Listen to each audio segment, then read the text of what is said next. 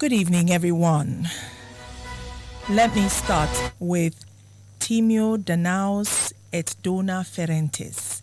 I know, what does that even mean? Timeo Danaos et Dona Ferentes. It actually really means that I fear the Dans. That's another name for the Greeks. That's what, at that time, the Trojans used to call the Greeks. You know how we say Bahaushi, it also means someone of Hausa extraction.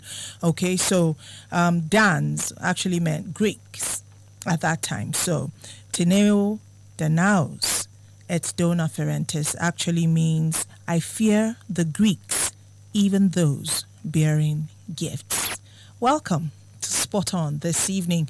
My name is Jacqueline Adibijan. You know, on Spot On we always have fun talking about us, trying to stimulate our intelligence quotient, our intellect, and rubbing minds, talking about us and our dear country. Before I talk about what we want to talk about today, of course, with me in the studio, I've been able to hold back Jeffrey Adiku, and we will be talking together.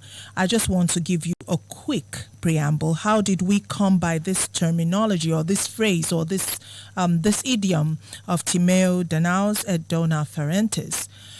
It is a very funny story, and I'm going to be very quick about it. There was this woman called Helen. Now, Helen, it is said, was married to Menelaus. He was the king of Sparta. Now, Menelaus' brother, Agamemnon, was also a king, and he was the king of Greece. Now, Helen was married to Menelaus, and on one of those royalty visits that we love so much as human beings, she met a guy called Paris, the brother to the king of Troy.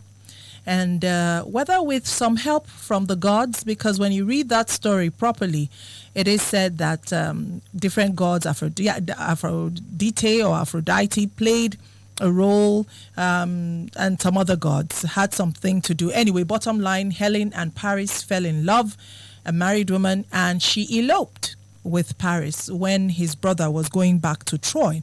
And so Helen left and ran away with Paris and went back to Troy from Sparta. Now, because of this, of course, Agamemnon, who, well, supposedly was the elder brother to Menelaus, was angry, righteous anger, no less, on his brother's behalf. And so the story goes that Helen was the face that launched 1,000 ships into war. Of course, Greece was bigger than Sparta, and so Greece took it up, got angry on behalf of Sparta, and of course with Sparta, they decided to go to war against Troy. Now, this war, believe it or not, lasted 10 years, as the story goes. Of course, all of this going back to the story written by Homer in the Iliad. But it is said that it happened. So, permit me, myth, no myth, that's not our subject of discussion this evening.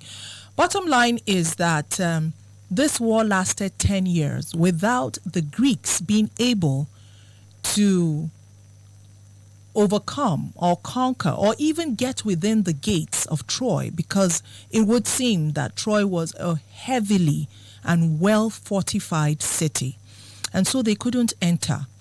And they started thinking. And for those who are fans of Greek mythology, you will know that Odysseus was a man like a god. He had the cunning, he had he was blessed with that kind of wayo, what we call wayo in our climes. So Odysseus at that time was the king of Ithaca, and these people were very close. Ithaca, Sparta, Greece, almost one, you could say. So Odysseus said, look, let us do something that, and I guarantee you, will be able to get within the walls of Troy. And of course, Menelaus and Agamemnon listened. And so Odysseus told them the plan. Meanwhile, in Troy, it wasn't like they were left. The gods took sides. You know, everyone had their own side. There were the gods that were supporting Troy, and then there were the gods that were supporting the trio of Ithaca, Greece, and Sparta together. And the gods had priests and priestesses, and on the Trojan side, the priests warned that, look, beware, something is coming. You need to beware. Now, after 10 years, the Trojans woke up one day. That's the people of Troy, or the soldiers, woke up and saw the Greeks sailing away. Troy was, a town. Today, it is somewhere in Turkey. I learned it's somewhere in Turkey. That's Troy, very close to the sea. And so they woke up and saw all the Greeks sailing away in their ships. 1,000 ships. They were sailing away after a 10-year war that had ended in a stalemate. They were sailing away, but they found that there was a huge wooden something, a contraption, something that had been left at their mighty gates. And so they thought to themselves that, the Greeks have left a gift to our gods because they see that our gods are greater than theirs. But there was a priest and priestess that kept saying, beware. So this is where that saying comes from. Beware the Greeks, even those bearing gifts. Beware the Greeks, beware the Greeks. And they said, look, this war is over. The Greeks have sailed away and they've left us a gift. Why are you talking like this? You are unpatriotic. You are talking rubbish, utter rubbish. And so they rounded up Lacosus, Lacone, depending on how you want to call his name. That was the priest. They rounded him up, his sons, and also that priestess, I forget her name now. They rounded them up and had them burnt as an offering to the gods. And so the Trojans, the people of Troy, especially their soldiers, went out very proud of themselves. After 10 years of war, the Greeks had retreated and left them with gifts. And so they went and wheeled that contraption, wheeled it, pushed it, pulled it, and took it within their gates. And they had a big, huge celebration that night. I mean, we have won. Who could have thought that we, tiny Troy, would have withstood a 10-year war against the Greeks? And of course, they drank, got drunk. There was a lot of debauchery going on that night. Some people fell asleep. Some others went to the whorehouse, whatever it was that made them happy that night. Bottom line is they let their guard down. And after letting their guard down, apparently there were Greeks that were hiding inside that contraption that looked like a horse. And in the night, those Greeks came out, went and opened the mighty gates that had withstood a 10-year war. They opened those gates, and apparently the Greeks that had pretended like they were sailing away actually just took a stroll and came back. And they were able to enter into the gates that night and killed every Trojan soldier, and that was how Troy fell. The story says that Helen was taken back and she lived out her years happily ever after with Menelaus, her husband. She went back to him. Of course, there's more to that story. Menelaus wanted to kill her. Anyway, bottom line is, beware the Greeks, even those who bear gifts. And so now that I've told you how that idiomatic expression came about, I originally said as Timao Danaos et Dona Ferentis, I fear the Greeks, even those bearing gifts. We will now come to what we want to talk about today, and that is the role of China in Africa, particularly Nigeria today. Is it just conspiracy theorists like myself who think that we should beware friends, in quote, like the Chinese, even when they come bearing gifts? Because as at the last time, official figures show that Nigeria's debt to China has grown by 136% between September 2015 and September 2020. So we went from about $1.4 billion to $3.3 billion between 2015 and 2020. In 5 years, we went from 1.4 billion to 3.3 billion. Now, let us get some things right off the table so that we don't even get confused, because when it comes to mathematics, money, economy, sometimes it could get confusing. There is no country that is without debt. Okay, so I stand to be corrected. There might be. I'd love to know if you do know, but debt is not a bad thing per se. It is how much, when you're supposed to pay, and of course the strings that are attached to debts that make debts worth it or not. Now, they say when someone tells you who they are the first time, believe them, because they will do it again. Who are the Chinese in Africa? Who are they? Verifiable stories. China came to Africa and said, look, we want to build your regional, we want to build you a befitting complex in Addis Ababa. We want to build, that's where Africa decided to have her headquarters, in Addis Ababa. Of course, for those who are older, you know that it was from Organization of African Unity that we went to African Union. And so they said, let's build you a befitting complex. Remember that Trojan horse? And so China built us a $200 million complex in Addis Ababa. That's not small money, even for those who own the United States dollar. $200 million. That's what they used in building that complex for us.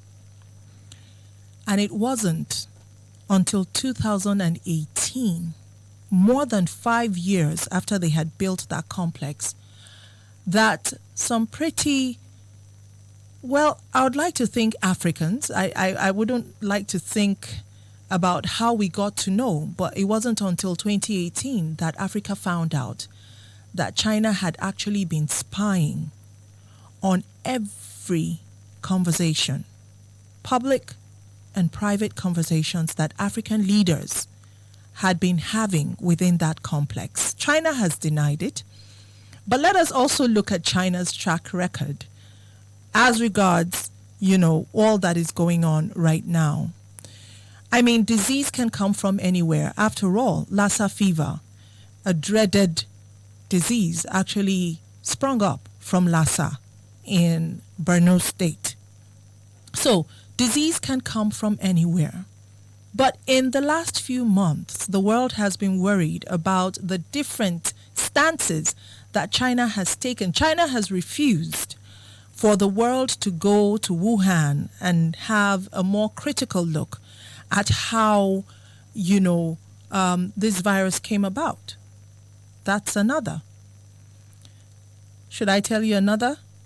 Do you know that Chinese phones have been found to spy on the owners of those Chinese phones? It doesn't matter whether you're important or not. Your data is collected, your face, facial recognition. And so there's a whole lot going on. And then let us take a look at what China has been doing in one of the countries. Now, all this debt that Nigeria is owing China, we're supposed to finish paying by 2038. I know that looks like a very long time away from now. By the grace of God, we're already in 2022 because we've passed that halfway mark. And in the next 5 months, we should be saying Merry Christmas once again and starting the is it this calendar? Is it Georgian or Julian? Anyway, it doesn't matter. But starting that calendar again, by 2038, Nigeria must have paid back all that she owes China, or we will have to concede some stuff, that belongs to us, to China. And there are some people who have gone through that. Before I call Jeff, Jeff will be giving us his thoughts. But before that, I would like for us to take a look at what China is doing in Zimbabwe. Let's go listen. And then when we get back, you'll be hearing from Jeff. Stay with us.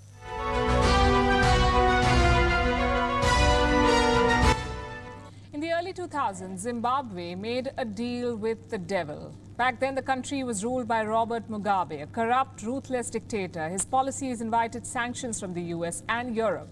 Zimbabwe was cut off from the world. So what did Mugabe do? In 2003, he unveiled the Looking East policy. He found a willing partner in China. And since then, Beijing has flooded Zimbabwe with loans and investments. Look at some of the numbers here. Bilateral trade was $190 million in the year 2002. Today, it is $1.3 billion. The Chinese have penetrated every sector from mining to agriculture and even media. More than 80 Chinese companies operate in Zimbabwe. Together, they have invested upwards of $10 billion. But Chinese loans are always backhanded. They come packaged with deceit. Almost 2 decades later, Zimbabwe is realizing this. You see, China did not just bring money. They brought their abhorrent work culture as well. Local employees are treated like slaves. They don't get proper wages, no compensation for injuries, gas leaks and factory defects are allowed to fester. Workers are brutalized every day. We get many reports, and they don't want those issues to be attended to. So they push back every time we raise issues. They push back and accuse those who are raising issues for bullying them. And that has been the behavior of them every time. They pretend sometimes, if you speak to them, they pretend not to understand the language. But they understand the laws. They employ very professional people in their HR departments. But cases of work deficits are plenty within the Chinese investment across the country. That was the General Secretary of Zimbabwe's Congress Trade Union. What he described is a template. Chinese companies are refusing to take responsibility. Instead, they're accusing trade unions of bullying them. Well, in fairness, expecting China to take the blame is wishful thinking. So tonight, we will expose them with evidence. Pictures from a Chinese operation in Zimbabwe. This is the scene at a ceramic tile factory run by Sunny Yifeng. The workers are fed up with the mistreatment. So they have mobilized outside the factory.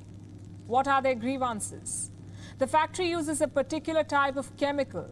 Some of the female workers have been collapsing on the job because of it. Get what the Chinese officers are doing about this. Picking up the collapsed workers with forklifts. This is true. The video evidence is on your screen. Instead of offering treatment, workers are loaded on machinery and wheeled out. Rock bottom was 3 floors up. Here is another picture from the factory. This one shows the average meal given to the workers. They describe it as horrible porridge and cabbage with no oil. This soggy abomination is what a worker gets after toiling endlessly in Chinese factories. What do we call this? Forced labor, slave labor, or just typical Chinese exploitation? Does the government in Zimbabwe know what is happening? All indications are they do. Health inspectors and Labor Department officials have seen these pictures, so why has there been no action? Because when you strike a deal with the devil, you pledge your conscience. The government is indebted to China. They cannot afford to antagonize Beijing. A string of similar incidents has emerged in Zimbabwe, and all of these incidents remain unaddressed. In 2019, miners went on strike over low wages. They also wanted PPE kits while going down mine shafts. The response still awaited. And then last year, a Chinese mine owner shot 2 of his workers. Why? Because they were demanding unpaid wages. The Chinese embassy called it an isolated incident. But that's far from the truth. Zimbabwean workers are systematically abused, and their tormentors are their Chinese bosses. Question is, will things change? At the moment, it looks unlikely. In 2018, Zimbabwe's president, Emmerson Mnangagwa, was invited to Beijing. He signed new deals with China. Today, Zimbabwe's map is dotted by Chinese projects. They're upgrading the Robert Mugabe International Airport. They're building a $3 billion coal plant in Sengwa. They're refurbishing Zimbabwe's largest power station. And this year, they opened an iron ore mine and a carbon steel plant. To put it simply, China is sucking the sovereignty out of Zimbabwe. Their GDP is $20 billion. Chinese investments are worth $10 billion. When these Chinese loans come due, what do you think will happen? Asset transfer. Zimbabwe will have to surrender strategic assets to China. This is China's playbook all over the world, exploiting local employees and workers and then trapping helpless nations in debt. We've given you the evidence. Now it's for the international community to act. WION is now available in your country.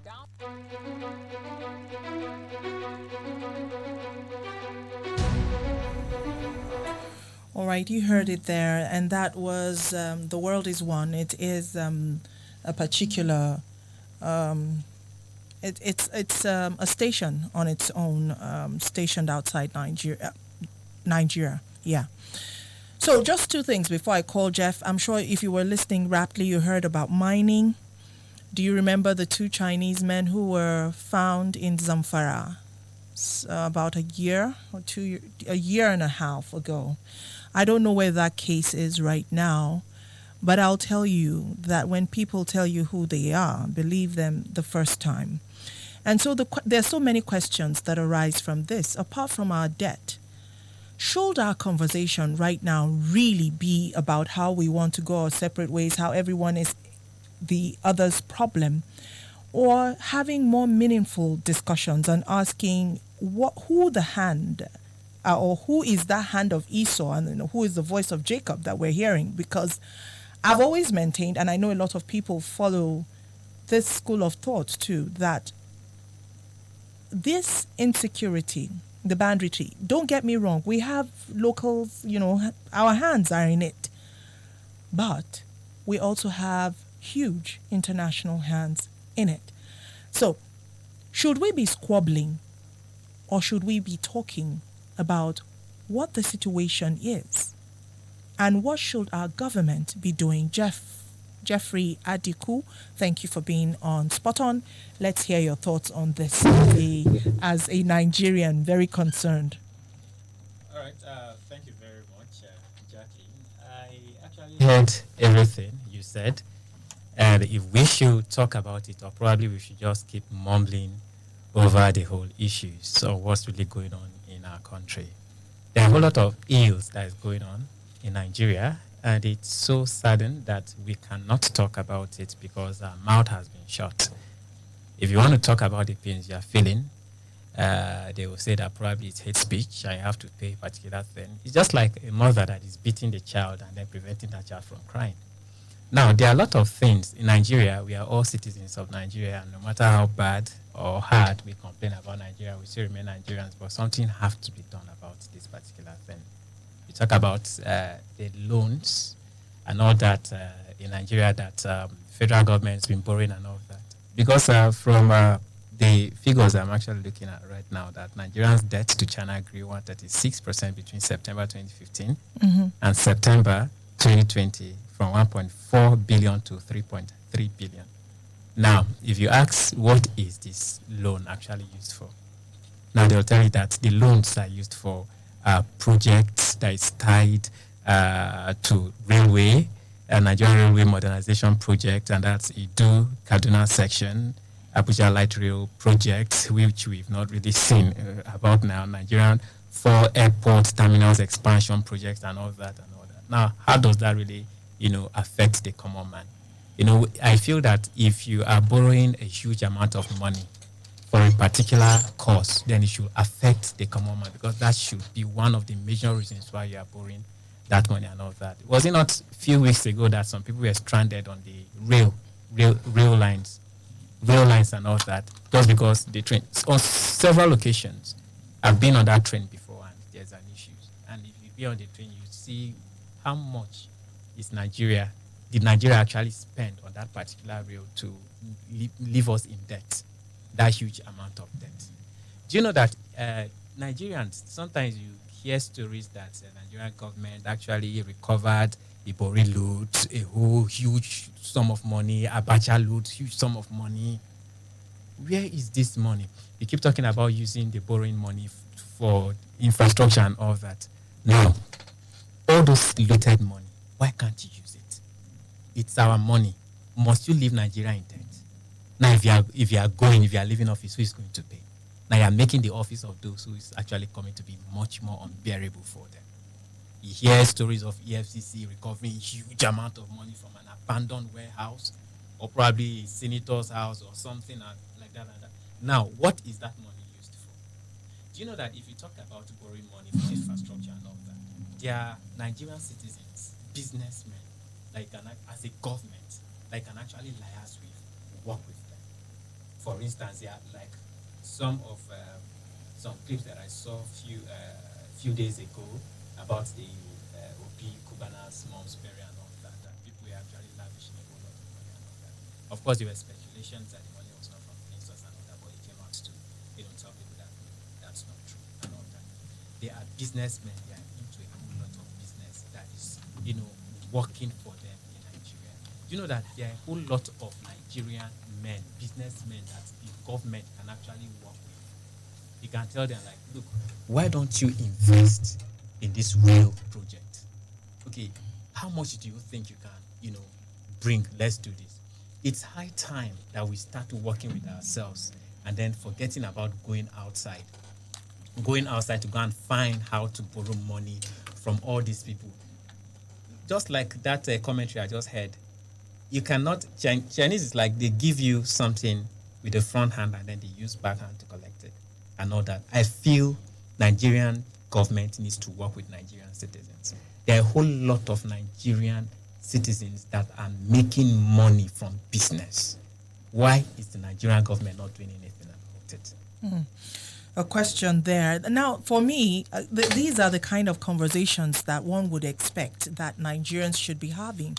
Why are we not seeing our government collaborating with businessmen who have the money to sink into projects that, one can begin to see interest coming in, profit coming in from businesses like that? A collaboration, of course, public-private partnership where private citizens that have money are injecting money into their own country instead of taking it out.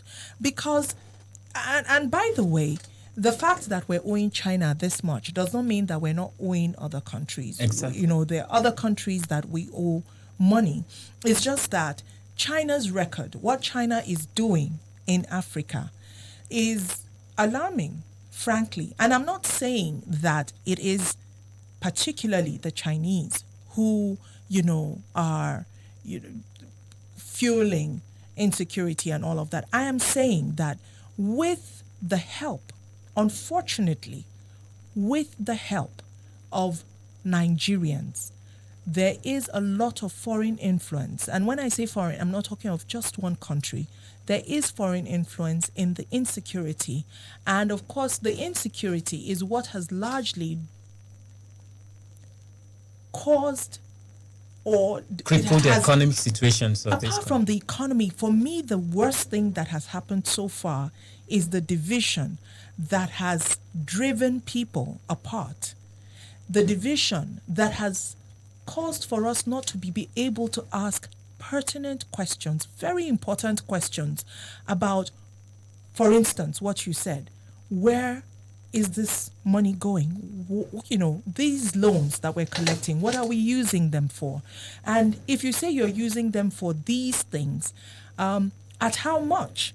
Let's compare it with what other countries that have done well used in setting up something similar or even something better than what we have.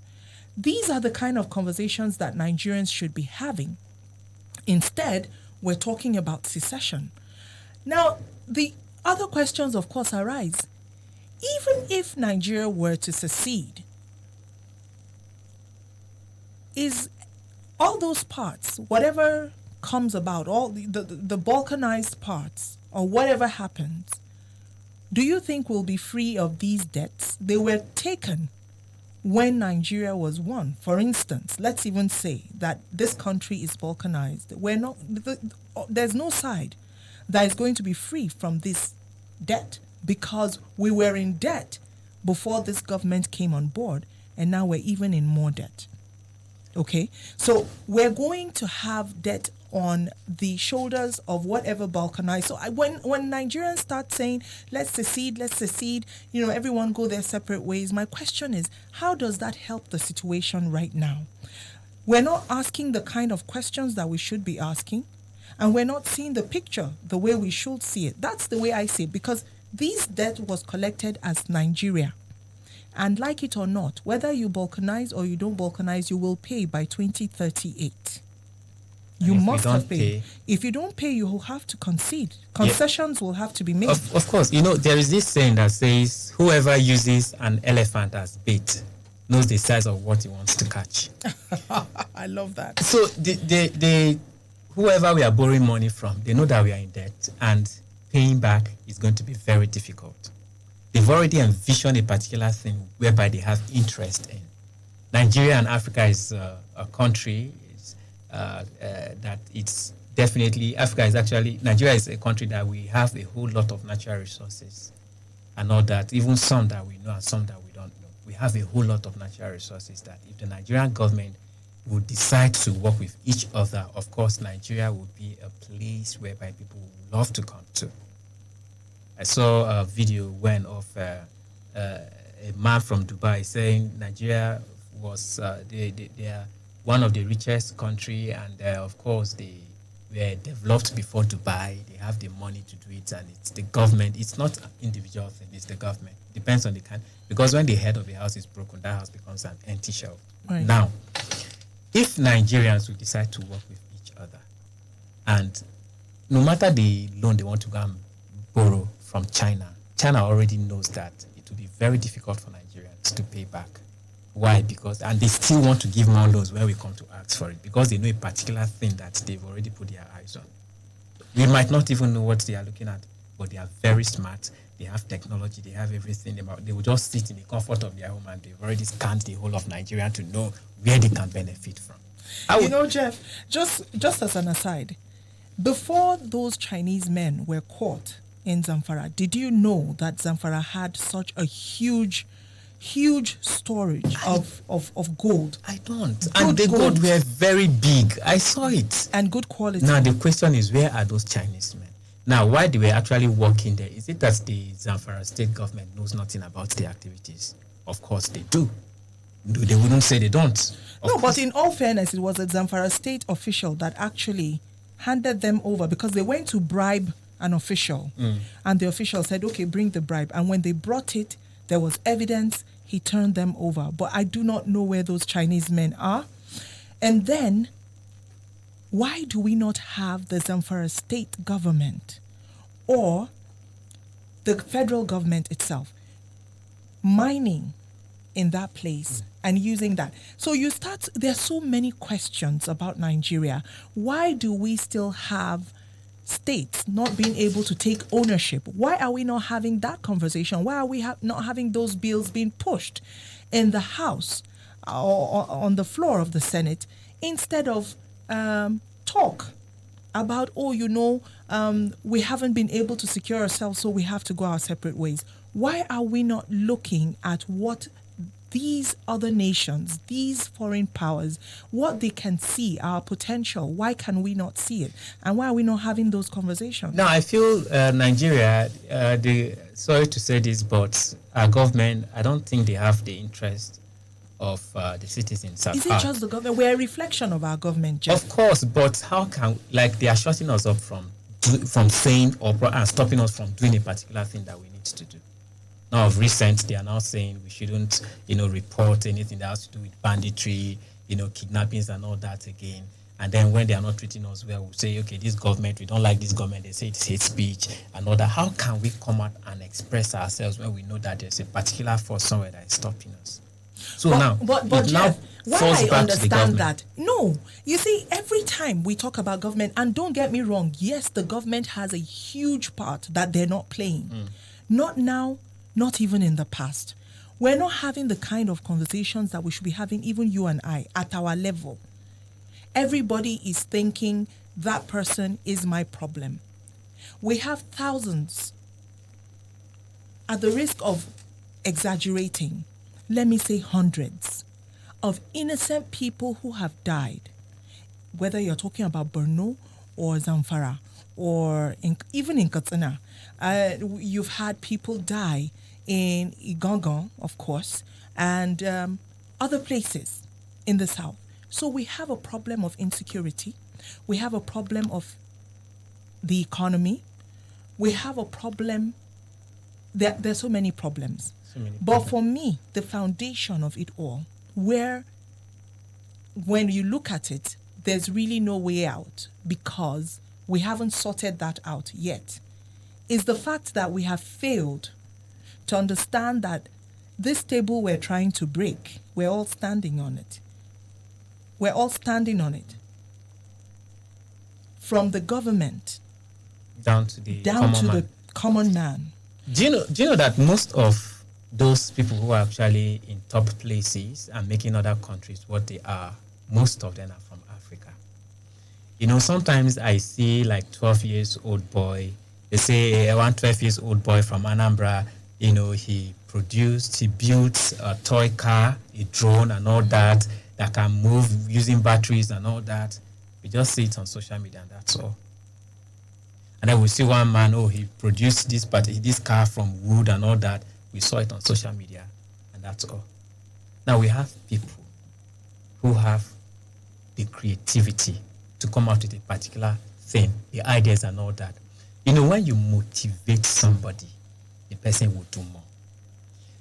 Somebody is doing well. Okay, wow. This thing, even if you want to criticize the person, I love the way you did this particular thing, but don't you think this is how it should be? Do you know that if the Nigerian government will want to support some people who have some ideas, some creativity, who have some knowledge on doing a particular thing, and then bring them into, like most of these people that the Nigerian government actually ignored. Foreign countries, they're actually watching these people. They are seeing them. And before you know, we won't hear anything from them again because they've taken them there. You know, there was this matter that you mentioned about the Obi Kubana mother's burial. It's amazing, isn't it, how it has become a talk of the town.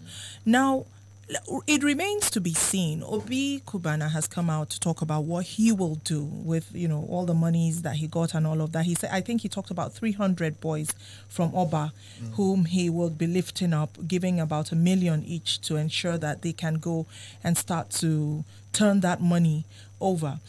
However, let's forget about Obi Kubana and talk about his friends who contributed.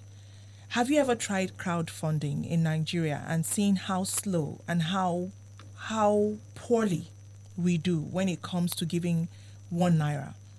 And so the question should also arise that for a people who keep saying that we want to go our separate ways, how many, I know that I can, from the tip of my fingers right now, I can count off for you billionaires from different parts of the country. How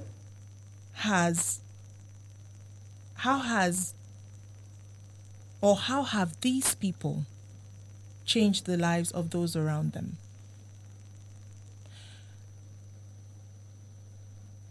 You know, like I said, I can actually call names. But of course, you know that we have the issue of slander and all of that. But you really need to ask. There are millionaires and billionaires from every part of this nation. And I'm not even asking that those millionaires lift up people from other parts of Nigeria. I'm talking about from their locality, from where they grew up, from where they came forth. Why haven't they changed the lives of those people? Obi Kubana can come out and say, well, I did. And that's why they came back to say him. Thank you. Those people who came back to say thank you, how many have they lifted? Helped? Exactly.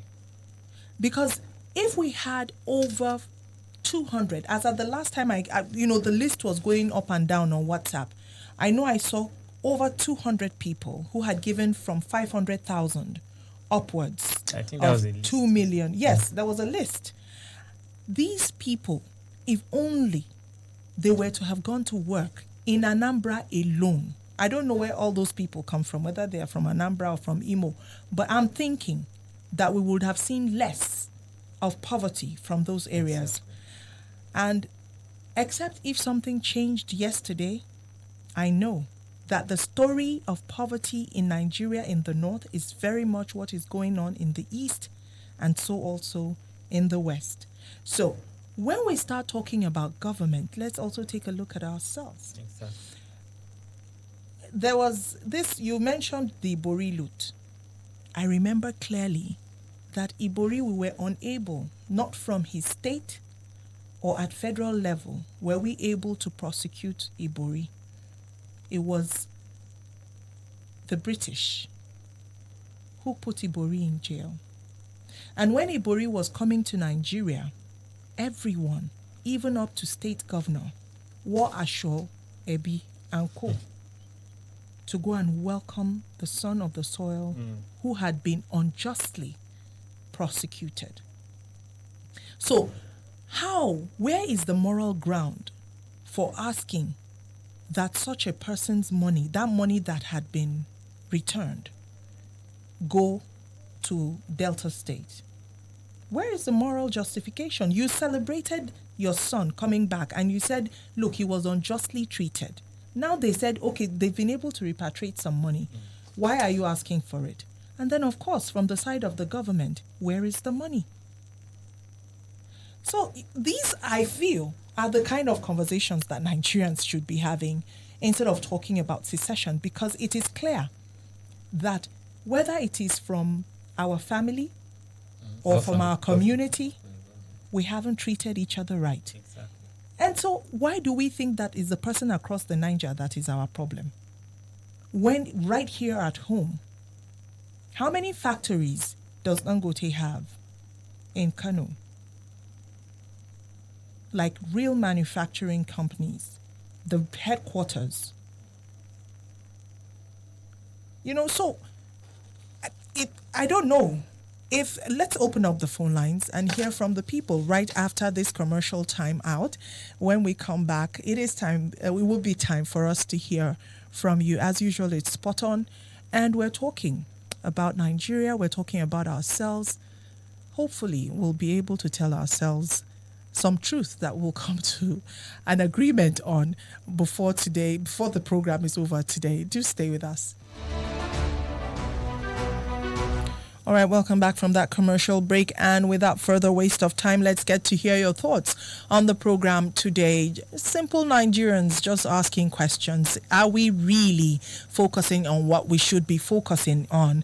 And the lines are open. The numbers are 081 40,000 989 and 0708 7800 989. Please keep your comments short and to the point. Please stay away from your radio set because once it starts to ring, we can peak at any time. Hello? Yeah, hello. Yes, quickly. You're welcome. Your name? Yeah, good evening. My name is Bonnet. I'm calling from Missy Village. Okay, your name, you said Bonnet? Yes. Okay, go ahead, Bonnet. Now, see, you people have raised really fundamental issues, about our country. I keep wondering, like you said, we are sitting on the same table, standing on it, and we are trying to pull it down. And one is, since this administration came in, they've been getting money, receiving money funds from abroad, from people who are, scandalized before. EFCC they tell us of trillions of money they've collected. And you don't hear anything. That is all. You just hear the collection, you don't hear anything again. And nobody is talking. I blame the PDP, who are in the opposition, who are supposed to keep this government in check. But they are not. So we are just getting worried. We don't know what the Chinese government will do in Nigeria after we are gone. Our children and children will come and suffer the blunder.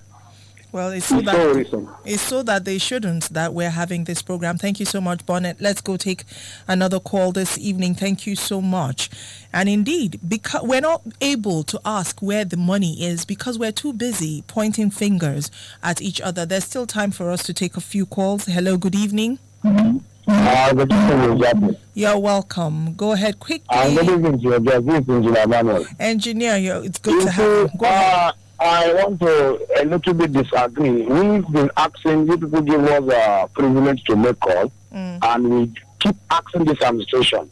All the money, remember the NIA, some billions of dollars. Nobody is saying anything.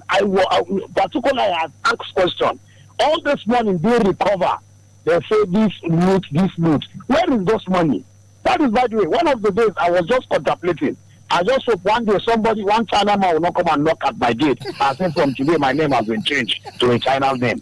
Because that's just the thing. That is just what I thought. Because the way and manner they are collecting loans from China, and when we ask questions, they say we are enemies of progress, infrastructure. Where is the infrastructure? Okay. The infrastructure, as a common man benefiting from the infrastructure. Now, they make a solution. Engineer, we have to take another call. We have to take. No, let me land on this one. Okay. I asked Kenya, they do their train track with 1.something billion US. How much? And it is current digital, not this locomotive we have in here. Now look at the billions of dollars that have gone into it. At the middle of the bush, the train will stop. And they tell us that they are doing infrastructure.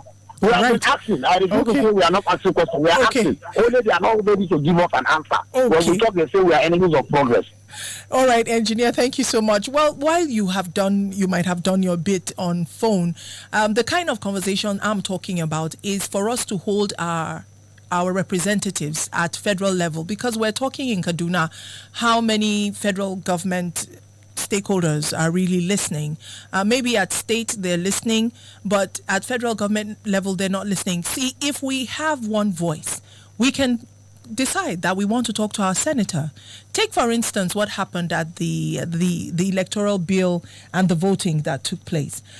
If we had one voice, if the people of Nigeria saw themselves as people in a common suffering boat, we would have called those who voted no, regardless of party, and asked them, did you ask us, your people? And then, probably if Nigerians had tried to recall one or two, and all these things we're talking about, so simple, but it can only happen if we're one. That's the kind of talking that I was referring to. Let's take one more call. Hello, good evening. Good evening. How are you today? Yes, doing great. Thank you for asking your name. Yeah, my own take on this is this.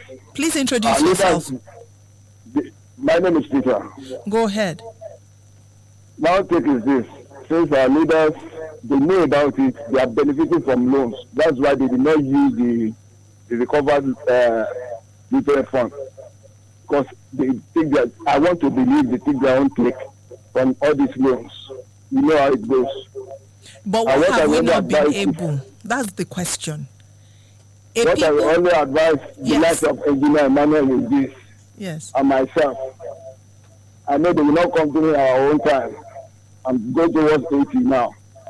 I will just find money, clear all the Kaduna roads that this loan is being used for, get the train, enjoy it so that my grandchildren will not be costing me when they start to pay back this loan. Because really, these our leaders have put us in a serious mess. All right. And they are not ready to listen to us at all. Well, thank you just so like much. Engineer Manuel said. Yes. They will say we are winners. All right. Thank you. And thank you very much, Mr. Peter. Like I said, there's maybe little that one as an individual can do at federal level, but we have representatives. We have people that we can hold accountable only if we would join hands to ask them questions. Hello, good evening. Hello? Good evening. Yes. Fine, thank you. Your name, please? Gabriel. All right. Gabriel, you have only 30 seconds, please. We've run out of time. Do you have a government in this country? the question we're asking, we have a government, Gabriel. We have a government, but do we have people? Do we have people? All right, Gabriel, look, thank you very much. We've run out of time. I'm so sorry, Gabriel. I had to cut you off. We need to go. But you see, there are several questions I want to leave before we go.